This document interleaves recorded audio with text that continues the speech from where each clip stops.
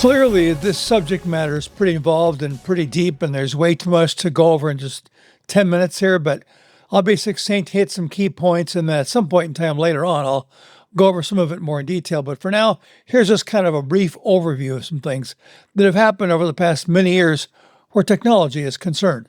Since the release of the personal computer about, 49 years ago, followed by the internet, technology has changed our lives forever. From every aspect of our communications to how we buy and sell things to how we create and learn and interact and even entertain ourselves. Pretty much everything we are as humans has been touched and transformed. It started more gradually, but as the internet matured and social media evolved, the effects on us has accelerated to the point where people who were either not old enough or not born yet have no concept of what life was like even before any of this. We're still the same human beings we were before our technological revolutions, but it feels kind of like we've been unwitting participants in a wild race. A race with no formal rules and no finish line, no guardrails, and no roadmap. We used to find virtue and civility in keeping some of our thoughts private, but now we've built entire systems that encourage us to hold nothing back. In fact, they even profit from encouraging us to say whatever's on our mind, holding nothing back, no matter the personal price to ourselves or to those around us. And honestly, we're not better off for it. Along those same lines, the unintended consequences of our technology is really encyclopedic. The existential questions about who we are and our purpose are much the same as they've always been. What's changed is that we're now a lot more distracted than we were. Let's talk a little bit about technology in terms of our creative pursuits, how it's affected us for publishing and video and making music and all that. Technology was kind of a disruptor for many people in the creative industries, and not just who directly created things, but people adjacent to that who worked with people who were creators. The earthquake that started the whole thing was around 1985, the perfect storm called the desktop publishing revolution. It was unleashed about then.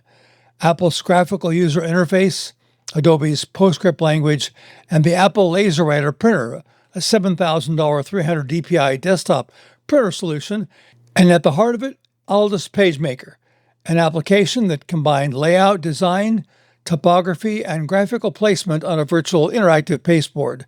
The term desktop publishing was born. Of course, many years before that, people paid a great deal of money to have publishing experts to do all their work for them. Now, people could buy the tools themselves and, of course, save a lot of money. Eventually, publishing went all digital on computer desktops everywhere, and it was scalable. Now we have tons of applications of all kinds related to this and many hardware peripherals to support them. And now virtually anyone can do it. Well, theoretically, acknowledging that not everyone has the same level of talent and skill and creative vision, virtually anyone, no matter how skilled they are, has access to the same tools. And that's what's different about things now. The next frontier was desktop video. For decades, the process of creating content for broadcast television and movies was very specialized and very expensive and took a long time. Because the tools were expensive and took a lot of training, only a few people got to do it. So the path to get there was by nature exclusionary, that included a very specific path and hierarchy to go with it. If you were lucky enough to get a career as an editor, it was considered a pretty good gig. That was when media was film and videotape. Then Sony came out with the mini DV tape and consumer camcorders that could run on it. Then something significant happened. In 1999, Apple, using their new FireWire digital interface, shipped iMovie, a consumer-level editing system on an iMac for the total price of $1,299. That changed everything. I'm so excited about this. You know how easy it is to take your home videos and turn them into movies? Listen to this. You get an iMac, of course, get your digital video camera, hook it up, and start iMovie. They've got effects in there now. You can, make it real fast. Ooh. Or get slow motion, make it dramatic. Or you can take a piece of music, put it under your footage, and all of a sudden, people are laughing, crying. I don't know, whatever you want. I've got cheesy ideas, but you'll do something creative that'll make you want to go, ooh, let's watch that again and again and again and again. Suddenly, video became an affordable digital medium to everyone. Before Apple rolled their consumer solution in 1999, the idea of editing video on a computer had begun as early as 1987, but it was not plug and play, and it was very expensive, and it was only for people who could afford it and had the skill, so it was far from being a mainstream solution. Bill Warner, a visionary and entrepreneur, founded Abbott Technologies back then, a high-end digital editing workstation. An Abbott system went between $50,000 and $80,000, but commercial studios and post-production houses gobbled them up, and for years. In 1999, when Apple rolled out iMovie, they also released their own professional editing solution for $999 called Final Cut Pro. Suddenly, companies like Avid had competition. But this time, you could run an Apple solution on a $2,000 or $3,000 Power Mac using cheap FireWire hard drives. It undercut Avid's very expensive solution by 90% virtually overnight. Suddenly, an independent filmmaker or commercial producer or TV station could buy a whole video editing workstation from Apple for around $4,000 or $5,000. The bottom line was, now you could do that kind of work outside of a $2 million editing suite.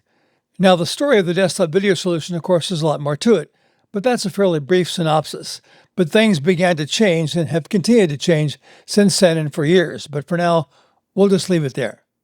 One of the next areas where technology made a huge impact, of course, was the music industry. It started when Napster ramped up their free music download software. The legal issues notwithstanding, the idea of talented musicians and their labels that carried them not getting paid for their work was a recipe for disaster and obviously unsustainable. Within the storm of lawsuits and general panic, as the recording industry went to war with Napster, Apple rolled out iTunes in April of 2003 with around 200,000 songs at 99 cents each. Steve Jobs recognized that physical retail stores added overhead and friction to digital delivery. Rather than partnering with megastores like Tower Records or Best Buy to set up the in-store kiosks or digital download hubs, Apple negotiated digital distribution rights directly with label executives, cutting traditional record stores right out of the loop. One of the early complaints artists first had was that they preferred selling entire albums, not just a song here and a song there. A lot of thought went into an entire album as an artistic statement, but Apple changed all that.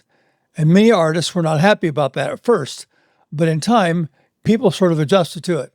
Now, of course, we have digital pre-sales of entire albums with a few tracks here and there as teasers, but the entire album to be released at a later date. I hate to use the term back in the day, but back in the day, concerts were used to promote album sales. Now that's more or less flipped on its head. And now digital download music has helped to promote concerts, physical collectibles, superfan monetization, that sort of thing. There's still a lot more money in music, but it's very different than it was. Now vinyl records are making a comeback. Also, there are these small boutique-sized listening rooms cropping up everywhere.